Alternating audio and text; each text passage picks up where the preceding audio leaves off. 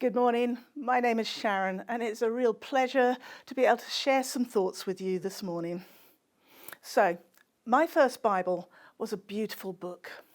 It was given to me as a gift when I was a bridesmaid at a wedding. I was about 5, maybe 6 years old, really quite young. And oh, I loved how beautiful it was. It had white leather covers. The Holy Bible was written on the front of it in gold lettering. The pages were so thin, they were like butterfly wings, and each edge of every page was edged with gold. It had a ribbon to use as a bookmark, and guess what? That was a gold colour as well. And it came in a case, a presentation case, to keep it safe, to keep the dust off it, which I'd never seen with any book before. It just made it feel so precious. And because it was so beautiful, I really, really wanted to read it. I started at Genesis chapter 1, verse 1, but, age 5 or 6, I didn't understand a word of it. And also it was a King James version, which meant that it had lots of these and thous and quite old style language in it. It was only years later that I realised that there were many other different versions of the Bible, different translations of English, which were much more accessible. There were versions written specifically for children, specifically for young people, for teenagers. And so it's so much more accessible than when I was at that age. And it was also when I became older that I realised that, yes, you can read it sequentially, but there are other ways to read the Bible. Our new 6-week sermon series aims to open the door to a particular way to read the Bible, which you might not have considered. I know some people like to read it following a Bible plan, which enables them to read every page, every chapter over a year. My personal preference now is to choose a particular book of the Bible and to read it in depth and to use concordances and study books. There are so many people out there that have given their lives to studying the Bible, and then they share the knowledge that they have.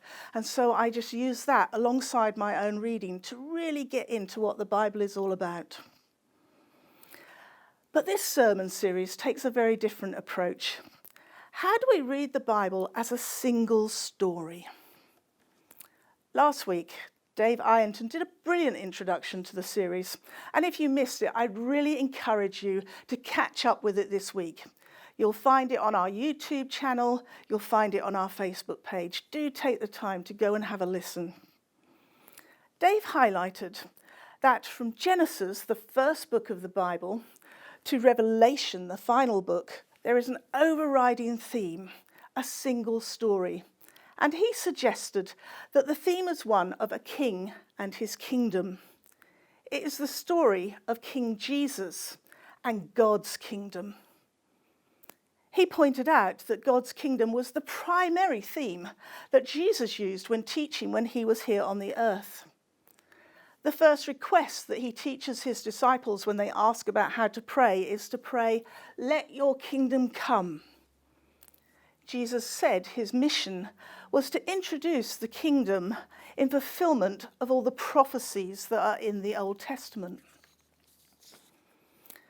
So the Bible starts and finishes with kingdom. And even though you won't find the phrase kingdom of God in the Old Testament, the concept is very present. The story begins with a created kingdom of order and wonder. We're introduced to Adam and Eve, who are living in perfect community with Father, enjoying face-to-face contact with him. It then leads us through the historical years and introduces us to many other kings, a great deal of whom do not really give us a good idea of what God's rule and God's kingdom is all about, often quite the opposite. It contains prophetic writings about the ultimate king who is going to come and bring in fulfillment of all that the Bible talks about. And it ends significantly in Revelation, specifically chapters 20 to 22, where God's kingdom is called a new heaven and a new earth. And there is a wonderful image of the new Jerusalem coming down from heaven, and the story of how we will all live with God in this new Jerusalem, the new city, which has a king, King Jesus. And in addition to the story beginning and ending with God living with his people, it is also a story in which evil is defeated. Goodness is established forever. Peace and safety and open doors become the new normal. And together all of God's people worship the one true God. Dave also referred to an interwoven redemptive plot in the story of the king and his kingdom. This is the story of how the king wins the kingdom that we read about in Revelation. We often refer to it as the gospel story, but it is much wider than the gospel stories that are recorded in Matthew, Mark, Luke, and John. It is the story of God working in the lives of his people, from the Old Testament to the New Testament, of how he restores and renews all that was lost. It is a story that is continuing on today through me, through you, through anyone who is willing to listen and respond to God's voice. So, following on from Dave's excellent presentation on the big story of the Bible, I want to encourage us this morning to look at the many smaller stories that it contains, and also how each of these small stories links together to make up the big story. So, this morning my talk is called Wiki-stories. Let me explain why. You may be familiar with Wikipedia. It's an online encyclopedia that is written by, I don't know how many people, thousands probably of people contribute to it. It has probably millions of articles by now. It's an amazing resource. But here's a little fun fact that you may not know about Wikipedia. Pick any article that you want if you have access to it, and click on the first word after the words that are in brackets on whatever page you are on. And then that will take you to another article. And then do the same thing again. Click on the first word in that article after the text that is in brackets. And keep on doing it until eventually you'll find yourself arriving at an article on philosophy. Every article on Wikipedia, if you follow that little trend, will take you to the article on philosophy. You know, in some ways the Bible is like Wikipedia. It's made up of lots of smaller stories rather than articles. It's written by lots of different people. But from Genesis to Revelation, all of those stories have a unified theme, an overarching plot. And while Wikipedia will always lead you to philosophy, the Bible stories will always lead you to Jesus. So I want to encourage you this morning to view the Bible as a collection of wiki stories and to follow the paths of all those different themes to see how they contribute to that big story. How do the many subplots weave together into a single beautiful tapestry? And in particular, I want to encourage you to look for and explore the wiki stories of the Old Testament, the first collection of books that make up the first part of the Bible. You know, as Christians, it can be tempting to just think, oh, the Old Testament is not really relevant today. Jesus came and he changed a lot of what was written about in the Old Testament. I don't need to read that because actually it's all about Jesus and the New Testament.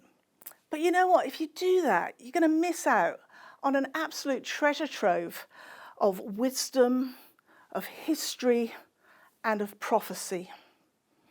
Also, as we get to grips with the stories that are formed and developed in the Old Testament, we discover they provide an amazing foundation for what we read in the New Testament, what the authors are trying to tell us. As we begin to understand the Old Testament, we see a depth in the New Testament that perhaps we would miss out on without that knowledge. As we explore the subplots and the themes of the Old Testament, we gain a far richer understanding of that overall big story of the Bible. Now, I love to read, and I do love the storytelling in crime and mystery stories. They are the kind of books that require the reader to really pay attention, stay alert, and to remember what happened in the story at the beginning, perhaps on the first page, in the first chapter, in that first scene.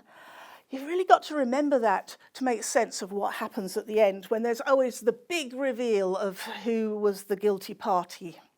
And I also love TV dramatizations of those kind of stories, and particularly the early seasons of Sherlock, which starred Benedict Cumberbatch. Because I love the Sherlock that he created, because he is so brilliant, apparently connecting and completely unconnected things, weaving all sorts of little things through the story that, again, just make sense when you come to the big reveal. So this morning, I want to invite you to be a Bible detective, to take on the role of a Sherlock Holmes type of character, and to start looking for things that connect as part of the bigger story. You know, in one mystery novel, Sherlock complains about this. He's talking about other people, and he says, the problem with other people is that they see things, but they do not observe. And I think sometimes we too are a bit guilty of doing that with the Bible. We read the words on the page, we see what is written, but we don't really observe what is going on. We don't see beyond the obvious. So I'd encourage you this morning to start looking beyond the obvious. So let's go on an adventure and explore some of the Wiki-stories and see if we can hunt down a subplot or two, a smaller theme within the bigger theme. But first, I have a question. Where should we begin? Well, just as the big story starts in Genesis, you'll also find that the subplots and the sub-themes always begin in those first few pages of the Bible. Think of themes as being a bit like a seed planted into a pot. And all the different authors and writers, they feed it, they water it, they help it to grow and to branch out. But every theme comes to a climatic moment in the storytelling, in the birth, the life, the death, and the resurrection of Jesus. But then the themes continue with the stories of the people who came after Jesus. And each theme comes to that vision of the new heaven and the new earth, the new Jerusalem and King Jesus that is presented to us in Revelation. So how do we spot these themes? Well, sometimes the authors use key words or key actions as a clue. In the opening chapters of Genesis, we have the creation story. And then we are told 7 times that God looks at what he has created, all the different aspects, and this little phrase appears. He looks at it and he says, "It was good." Now, there are 2 clues for us here. The act of seeing something, but also the concept of goodness. In the next story, as we move through Genesis, a 3rd clue is introduced to the theme, the act of taking something. We read the story of Adam and Eve, who saw the fruit on the tree of knowledge of good and evil. Now, God had told them not to eat that fruit, but they see it, and they decide amongst themselves that actually it looks really good. And then, guess what they do? They take it and they eat it, and there are consequences. They are thrown out of the garden. They lose that intimate time of God's presence that they had up to that point. Now, the pattern of seeing something as good, desiring it, and then taking it repeats. It's a pattern that different writers use to talk to us about temptation and the way in which we as human beings so often let ourselves down when we take things into our own hands instead of trusting God and believing what he is saying to us. If you now read the story of Abraham and Sarah, which is a few chapters on in Genesis, you'll see the pattern again.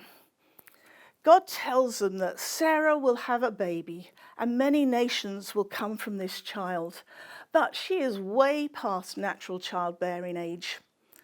And so Abraham and Sarah decide that they're going to do something different. they look at Sarah's handmaiden, Hagar, and they decide that they're going to do what is good in their eyes. And so they take Hagar and they persuade her to have a baby by Abraham instead of allowing God to work it out so that Sarah has the baby. And again, there are consequences. I'm aware I'm giving you a lot of spoilers this morning. You need to go and read these stories for yourselves. A few chapters on, we read the story of Aaron, who was the brother of Moses. The children of Israel are waiting for Moses, who has gone up onto the mountain of Sinai to talk to God. He's been gone a long time. They start to grow impatient. And so they complain to Aaron, who decides that he's going to create for them something that they can worship, because Moses has disappeared and they haven't heard from God for a few days. And so he looks at the gold of the Israelites. He takes it and he creates a golden calf that the Israelites can worship. And again, there are consequences of that. Later on, in the first book of Samuel, we read that the Israelites, again, are looking at other nations and they're really feeling that they're missing out because all the other nations have a king and they don't. They completely fail to grasp the fact that they have this wonderful relationship with their God. They don't actually need a king. But they want what their neighbours have got, and so they complain to Samuel, who warns them that having a king is not going to be the great thing that they think it is. Be careful what you wish for. That doesn't appear in the Bible, but I'm sure Samuel said it. Be careful what you wish for. And then they look at Saul. They decide that he will be a good king, and they take him as their king. Consequences follow. The king that eventually replaces Saul is David. And in his Wiki-story, he sees Bathsheba, who was a very beautiful woman, and he desires her, but she has a husband. And so he arranges for Bathsheba's husband to be sent to the front line of a battle, knowing full well that he will get killed there. And then David is able to look at Bathsheba, decide that she's good, take her as his wife, despite having done great wrong. The consequence is his family falls apart. But you know what? With each Wiki story that ends with failure, I don't know about you, but do you just want to read a story where actually somebody wins out, somebody doesn't give in to the temptation, where there isn't unpleasant consequences because of it, but actually there is good? When we come to the story of Jesus, we find that anticipation is fulfilled. Jesus spent time in the wilderness, and the devil tempted him with everything that he could think about. And Jesus said, no, don't want any of it. And then perhaps an even bigger temptation. Jesus knew that he was going to the cross, knew that he was going to die, and it was going to be a horrible, horrible death. The night before, the temptation to just turn away and go, you know what, I'm not going to follow that path. I've changed my mind. Must have been so hard. But what does Jesus do? He responds to the temptation with a powerful declaration to God. Not my will, but yours. And then the world changes because Jesus takes our sin to the cross, deals with all our wrongdoing. All of the previous stories that I have talked about lead us to Jesus and a different outcome. And also the consequences are not negative. It's the exact opposite. The world changes for good. So, if you've never thought of reading the Bible thematically, a good place to start exploring is via the Bible Project website. You'll find the link in the description to this talk this morning. I recommend starting out with a short introductory video on themes that reiterates everything that I've already been talking about. There are many varied stories in the Bible that all link together. And then there are loads of videos on that website that look at specific themes. There are things like humanity, generosity, the Sabbath, justice, the water of life. There's so many. Go and have a look. Go and enjoy all of this wonderful content.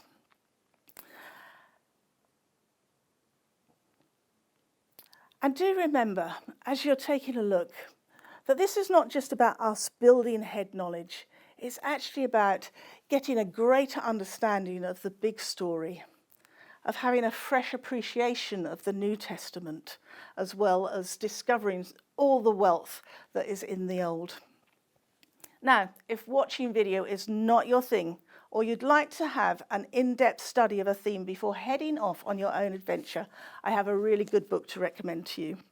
It's called Echoes of Exodus, and it's written by Alastair Roberts and Andrew Wilson. It traces the themes of Exodus and redemption throughout the Old Testament. I really, really want to encourage you to look into the Old Testament today. The word Exodus comes from a Greek word, exodos. There's just one letter difference. It's an O instead of a U, which literally means the way out. And today we most frequently use it to refer to groups of people who are moving from one country to another.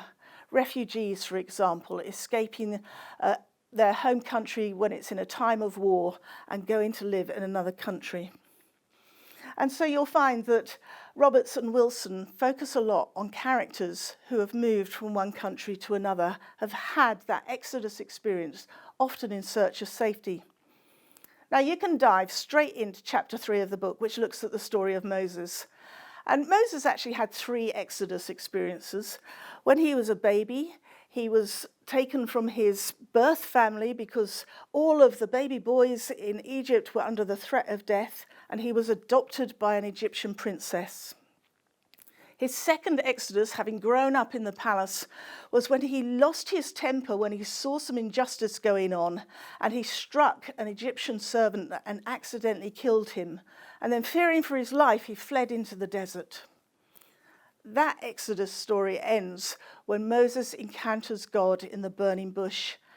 But it's the start of the probably most famous Exodus story in the Bible, where Moses is told to go to Pharaoh and to take the children of Israel out of their enslavement and to lead them to the promised land that God has for them.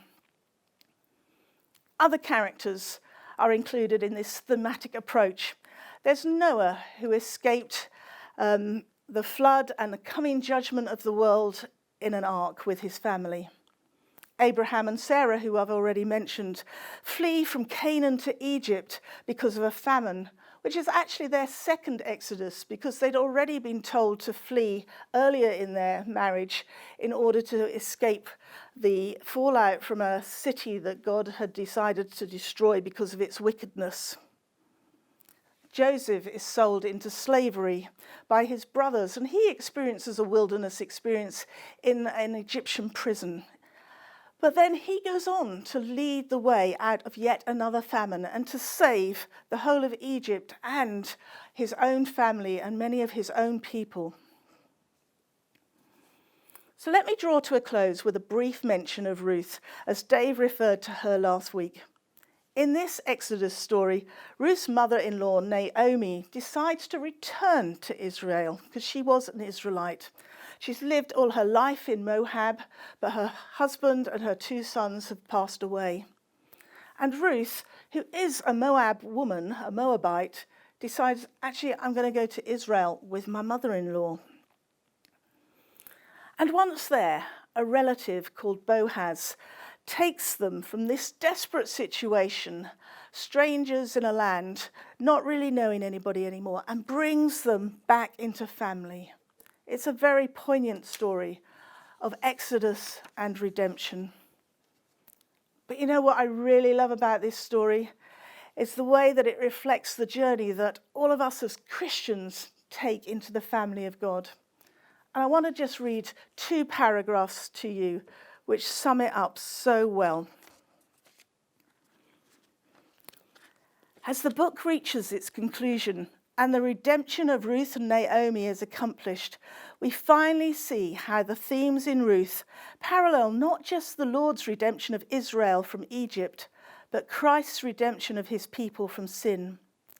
Like Ruth when she first meets Boaz, we are outsiders when we first meet Jesus, homeless, estranged, hungry, empty. We come to him because we have heard that he is worthy, a man who blesses those in search of food, who lifts the needy from the ash heap. He says to us, as Boaz essentially said to Ruth, don't go anywhere else. Keep close to me. I'll make sure you're looked after. And perhaps we look shocked like Ruth and ask, what have I done to find favour in your eyes that you should take notice of me, since I am a foreigner? Jesus says to us, the Lord repay you for what you have done, and a full reward be given you by the Lord, the God of Israel, under whose wings you have come to take refuge. He invites us to his table. Here, take bread and dip it into the wine. We accept and lie down at his feet, asking for his wings of safety to cover us. He rescues us with joy and commits not to just redeem us, but to marry us. And when those around us see the results of the gospel in our lives, they say what the women said to Naomi, blessed be the Lord, who has not left you this day without a redeemer. I just want to say, if you've not made a conscious decision to be a follower of Jesus, then this morning that invitation to do so is there for you. He is inviting you to entwine your story with his. He's inviting you to his table. He's inviting you to be a part of his family. And if that sounds attractive to you, if that's something that you want to explore, I'd encourage you to use the Next Steps page on our website to get in touch. We would love to talk more with you about what it means to be part of Jesus' family and how you can enter into that. So in conclusion, reading the Bible in this way provides us with a far richer understanding of the overarching plot of the Bible. As we get to grips with these stories from the Old Testament, we will have a far richer understanding of the stories that the authors of the New Testament are talking to us about. The Bible is that beautiful book that I talked about right at the start, but it isn't just paper and leather covers and a nice case. Every single page, every single word of the Bible is metaphorically dipped in gold. I'd encourage you to dig deep into it, to be a detective, look for the themes. It'll be huge fun, as well as just giving you such a fresh appreciation of the big story. So I have 3 very practical applications to pass on this morning. 1, do take a look at the Bible Project website. Watch one of the theme videos. How does it resonate with modern day life? You'll be surprised how much it does. 2, perhaps choose a keyword, justice or shepherd, and then go and play detective. Find all the places in the Bible where it comes up and how it links things together. And thirdly, what is God revealing to you through the Wiki-stories of the Bible, and particularly the Old Testament? Let me pray to close. Father God, I thank you for the treasure that is your word. I thank you for the riches of the Old Testament, the riches of the New Testament. I thank you for that big story of the Bible, and I thank you for all the subplots and the themes that we can literally spend a lifetime digging into it, eating from it, growing and being enriched through it. And I pray this morning for each and every one of us as we open the Bible afresh, as we look at it with new eyes. You will speak to us. You will encourage us. You will inspire us. That it will enable us to grow closer to you, our Heavenly Father, our good, good God. Amen. Hey YouTube, thanks so much for checking us out today. Here are 3 ways you can take a next step with us. 1, find out more about who Jesus is. 2, connecting with our community online. And 3, help continue our mission by supporting us through giving. All you need to do is click on the link in the description. We hope you're enjoying all our content, and if you want more, hit that subscribe button.